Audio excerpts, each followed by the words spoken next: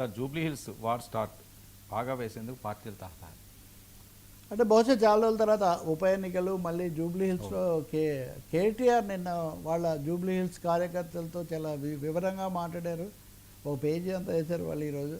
ఆయన అన్ని విషయాలు మాట్లాడడంతో పాటు ఎవరు పోటీ చేస్తారు అన్నది కూడా తెర మీదకి ఆయన చెప్పిన ప్రకారం ఆమె సునీత గారని ఆయన సతీమణి మాగుంట గోపీనాథ్ ఆమె మా పోటీ చేసే అవకాశం ఉందని ఆయన సూచన చేశారు. ఆమె కూడా విజ్ఞప్తి చేశారు, మీరు మాకు అండగా నిలబడండి.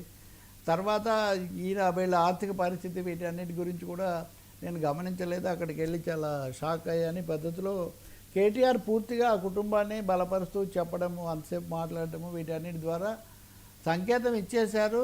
మామూలుగా తెలంగాణలో కానీ భారతదేశంలో సంప్రదాయం ఉంది కదా, సో ఆ దిశలో నడుస్తున్నారు అనేది ఒకటి స్పష్టంగా కనిపిస్తుంది. జూబ్లీ హిల్స్లో 50,000కి తక్కువ కాకుండా మెజారిటీ తెచ్చుకోవాలి. సో జూబ్లీ హిల్స్తోనే మళ్ళీ మనం రిటర్న్ ఆఫ్ బీఆర్ఎస్ అన్నది మొదలు కావాలన్న పద్ధతిలో ఇప్పుడు మొత్తం ఫోకస్ షిఫ్ట్ జూబ్లీ హిల్స్ అన్నట్టుగా ముఖ్యంగా నగరంలో అలాంటి పరిస్థితి ఉంది. ఇంకోవైపున బీఆర్ఎస్ బీజేపీ కాంగ్రెస్ కూడా ఎవరు పోటీ చేయాలని, కాంగ్రెస్ ఏమో అనేక పేర్లు అయిన తర్వాత ఇప్పుడు దాను నాగేందర్, రంజిత్ రెడ్డి వచ్చి పోటీ చేస్తాడని ఒకటి, ఇంకెవరైనా కొంచెం వాళ్ళ మూలాలు ఆంధ్ర మూలాలు కలిగిన వాళ్ళు కూడా అయితే మంచిదేమో అని ఇట్లా రకరకాల కథనాలు వినిపిస్తున్నాయి. కానీ కాంగ్రెస్ కూడా తీవ్రంగానే దీన్ని తీసుకుంటుందని, తెలుగుదేశం పార్టీ పాత్ర వహిస్తున్నామంటే లోకేష్ మేము పోటీ చేయడం లేదని స్పష్టంగా చెప్పేశాడు. కానీ వాళ్ళ మిత్రపక్షంగా బీజేపీ ఇక్కడ ప్రధానమైన ఒక పార్టీ 8 స్థానాలతో ఉంది. సో బీజేపీ గతంలో బీఆర్ఎస్ తరఫున రాహుల్ శ్రీధర్ రెడ్డి కూడా ఒకసారి బీజేపీలో ఉండి పోటీ చేశాడు. ఆయన కూడా ఉంటాడు అనుకుంటున్నారేమో, కానీ ఇప్పుడు అంతగా ముందుకు వస్తున్నట్టు లేదు. దాసో శ్రావణ దాదాపు ఇన్ఛార్జి కాబట్టి వాళ్ళేమో పకడ్బందీగా ఉన్నారు. కాంగ్రెస్ పార్టీ అభ్యర్థి వేటలో ఉంది.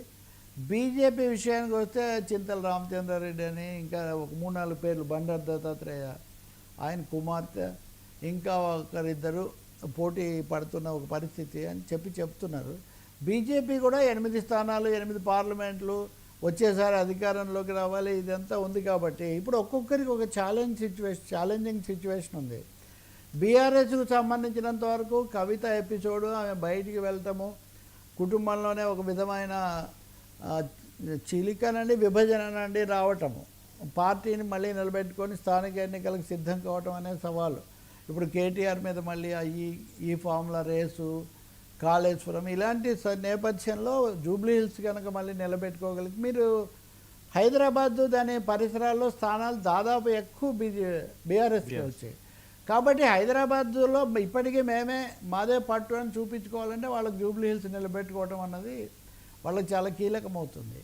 బీజేపీ విషయానికి వస్తే వాళ్ళకు కూడా ఉన్న 2-3 సీట్లు ఇక్కడ ఎక్కువగా వచ్చాయి. ఉన్నంతలో హైదరాబాద్ను గెలవకుండా తెలంగాణను గెలవడం అన్న ప్రశ్న ఉత్పన్నం కాదు. కాబట్టి పైగా రామచంద్రరావు కొత్తగా అధ్యక్షుడయ్యాడు, ఏదో ఒక విధంగా చూపించాలని ఆయన. ఇంకా రేవంత్ రెడ్డికి కాంగ్రెస్ పార్టీకి సరే వాళ్ళు ఎలాగూ అధికార పార్టీగా ఇక్కడ దెబ్బతింటే మళ్ళీ ప్రచారం జరుగుతుంది. అందుకనే జూబ్లీ హిల్స్ అనేది చాలా కీలకమైన సంకేతాలు, సమర సంకేతాలు ఇవ్వబోతుంది.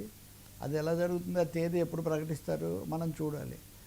ఈ సమయంలోనే నిజానికి గోషామాల్ ఎమ్మెల్యే రాజా సింగ్ రాజీనామా వార్తలు కూడా, ఆయన రాజీనామా చేయమంటాం, ఆయన అలా దాటేస్తుంటాం, కేంద్ర నాయకత్వాన్ని కలిసి వచ్చాకే నిర్ణయం తీసుకుంటాను ఇట్లాంటివి చెప్తున్నారు. ఒకవేళ వాళ్ళు ఏమైనా బలవంతంగానో లేకపోతే వ్యూహాత్మకంగానో రాజీనామా చేయించగలిగితే అప్పుడు అది కూడా వచ్చే అవకాశం ఉంటుంది. ఆ తర్వాత స్థానిక ఎన్నికలకు ఎలాగో రంగం సిద్ధమవుతుంది. జనవరి కన్నా ముందే వస్తాయి, సెప్టెంబర్ లోపల ఏదో జరపమన్నారు, నోటీస్ అన్న ఇమ్మన్నారు. కాబట్టి అది కూడా వస్తుంది. సో తెలంగాణ ఎన్నికల వాతావరణంలోకి ప్రవేశించబోతుంది జూబ్లీ హిల్స్ నుంచి. సార్ ఉపరాష్ట్రపతి